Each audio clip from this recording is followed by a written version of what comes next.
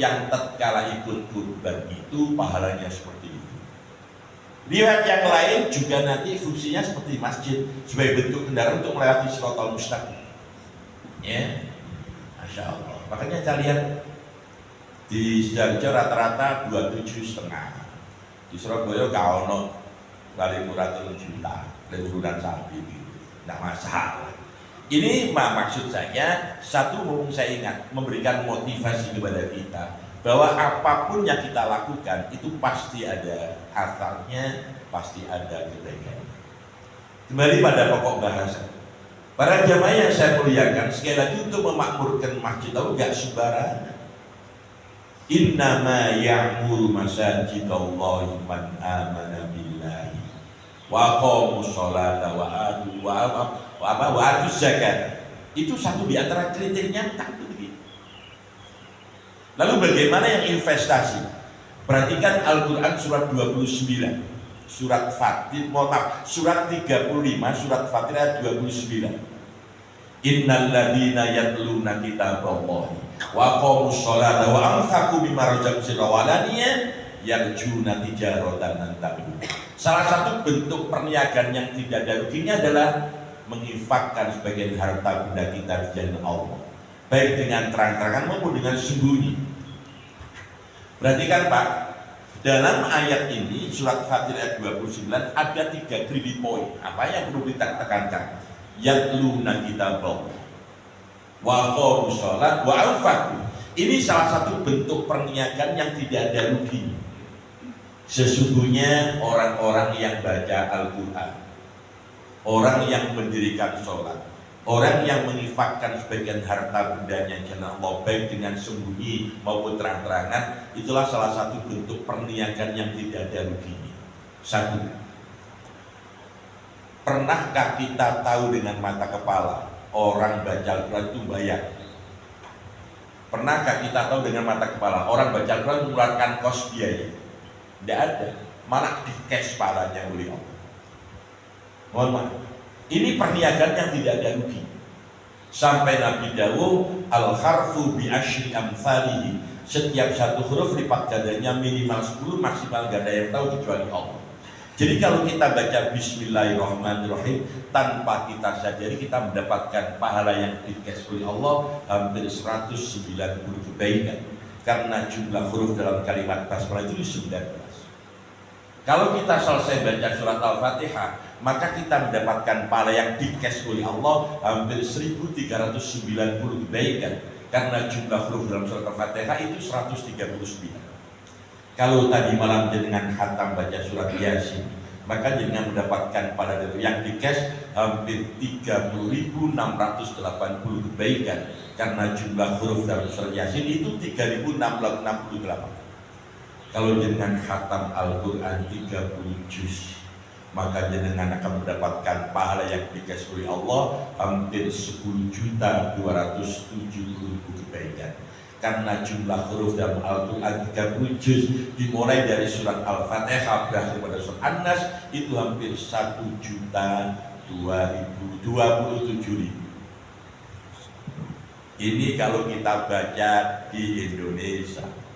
Kalau kita baca di Masjid Haram atau Tanah Haram maka kalau ada orang khatam Al-Quran 30 juz, dia mendapatkan 102.700.000 kebaikan. Mudah-mudahan panjenengan cepat ditakdir lagi kembali Allah sama kami. Sidoarjo ini termasuk lomba kedua nanti haji yang reguler. Ya. Insyaallah. Jadi satu di antaranya begitu. Yang nomor 2, orang yang istiqomah membaca Al-Quran, Pak, kata Imam Ghazali gak gampang pikun. Orang yang istiqomah baca Al-Quran habis maghrib maupun habis subuh itu menambah kecerdasan dan menambah daya ingatannya tambah tadi.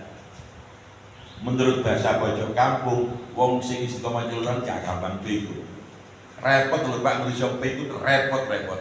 Wis dari turun jadi serupet. Katik metenteng wong. Nah, insyaallah. Dan mohon maaf, pikutnya bapak dengan pikutnya ibu itu kalau sudah tua, pola jalannya berbeda. Amin. Dulu ngomong aku sampai rasa, sampai jadi tak tepat dari rantai ini. Ya, bapak pelaku itu tuh man. Nah itu sih. Pegang. Saya nggak bicara itu. Tapi ada perbedaan. Nomor 3, orang yang istiqomah Al-Quran tambah sehat. Kenapa? Ada seorang orientalis dari Jerman yang menetap di Amerika. Kebetulan dia salah satu dosen tetap di Harvard University. Salah satu caranya Allah buat orang mu'alaf, Pak, Masya Allah. Tanpa disadari dia masuk perpustakaan. Perpustakaan itu ada Al-Quran terjemahan bahasa Inggris tergeletak begitu. Sama profesor diparani dibuka. Begitu dibaca, dibanting itu. Apa karya Muhammad? Quran dikira karya Muhammad. Muar-muar. Itu sampai 4 kali. Tapi penasaran. Akhirnya keempat kalinya itu dibuka. Kebetulan yang dibuka surat 17. Surat Al-Isra ayat 82. Silakan dibaca artinya. Wa nunazzilu minal Qur'ani ma huwa syifaa. Salah satu aku turunkan Al-Quran sebagai obat. Tambah ngamuk wong ya. Gen Muhammad. Apa? Akhirnya dia penasaran. Apa benar? Dia mengundang 60 orang. 20 dari non muslim, 20 non-muslim. Saya nggak menyebutkan agama ini. Yang satunya 20 muslim. Dikasih kitab suci masing-masing untuk kepercayaan mereka. Dia ngomong, Anda yakin kitab yang Anda bawa itu adalah kitab suci Anda? Iya, suci. Coba baca. Karena dia penasaran, apakah ada efek, apa ngaruhnya kepada kesehatan? Dipasang arah semacam detektor. Apa kesimpulannya habis setengah jam? Mohon maaf. Pemeluk agama lain 20 itu antara pengaruhnya 7-9%. Cuma itu aja. Tapi yang Al-Quran sampai 90%.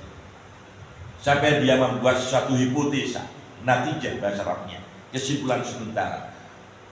Setiap muslim yang baca Al-Quran dengan fasih, tajuknya tepat, makhorijul hurufnya tepat, maka setiap huruf yang keluar dari sebabnya itu akan masuk pada pendengarannya si dia, masuk dalam roh tubuhnya, akan menghasilkan sesuatu yang positif.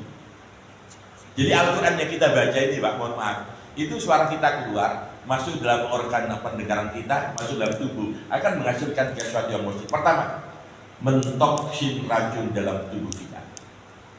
Nomor 2, mohon maaf, apa? Menghidupkan sel-sel yang mati yang masih dibutuhkan di tubuh. Nomor 3, akan mengantarkan hatinya tentram dan damai. Memulai saat ini ayam tentram dan damai, otomatis imunitas kekebalan tubuhnya tumbuh dengan sendiri. Mari kita padukan dengan jurnal yang dikeluarkan oleh IDI, Ikatan Dokter Indonesia. Orang sakit itu biasanya karena 3 faktor utama. Pertama, karena faktor genetik, itu cuma 10%. Orang yang kecenderungannya punya gen untuk diabetes akan mudah tertular.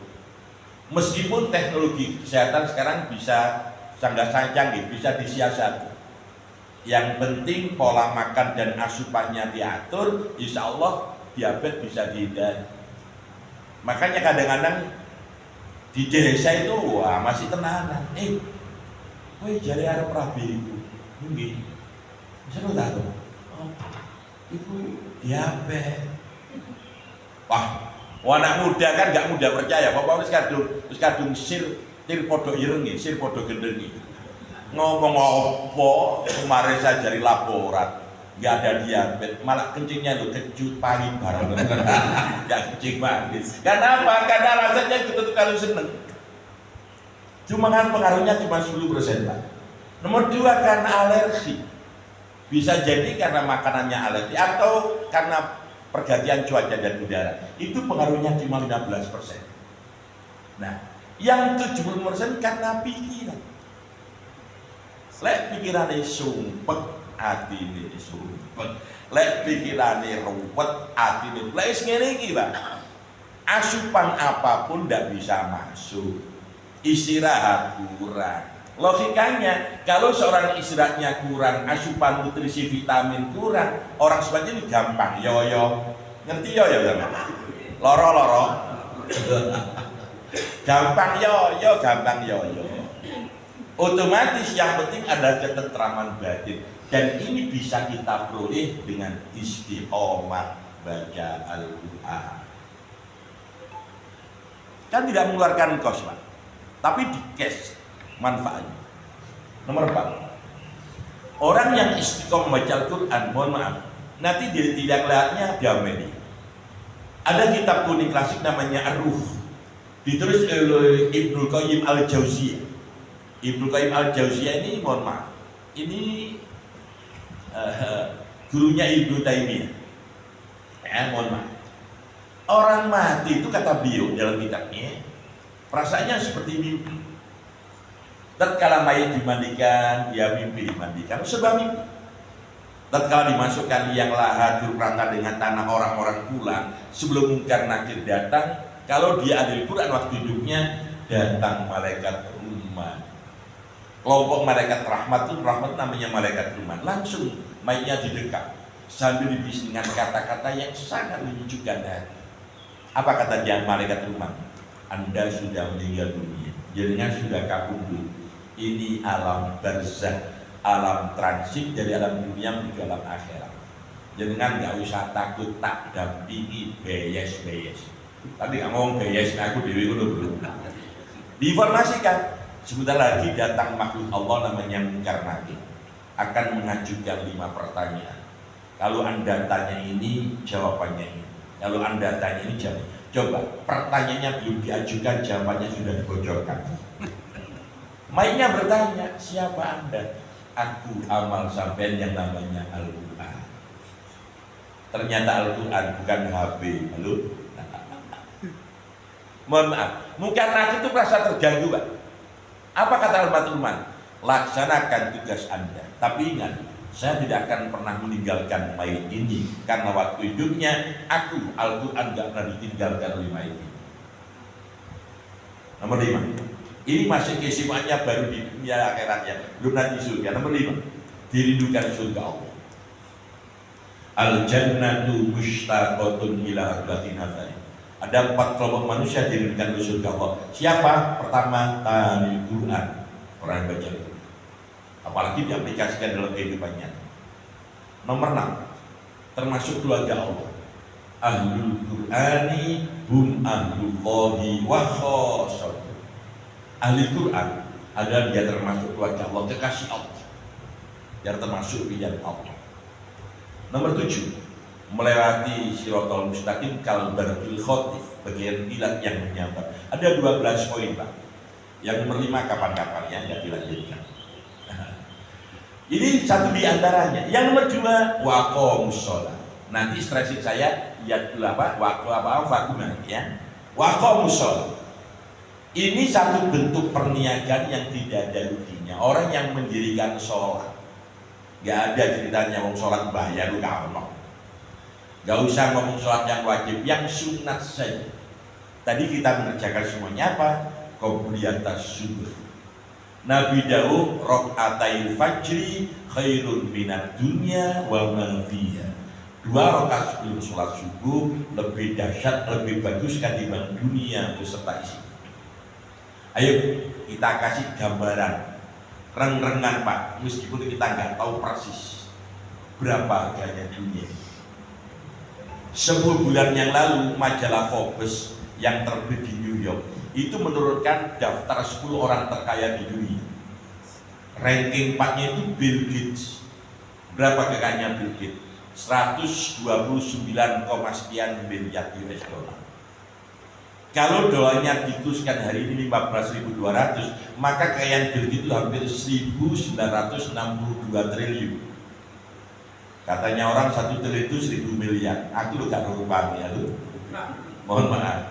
Bulatkan 2.000 triliun. Uang sebanyak ini masih belum bisa membeli Jawa Timur dan Indonesia. Sementara Jawa Timur itu bagian daripada Indonesia. Indonesia bagian belahan dari dunia. Logikanya harganya dunia mega triliun.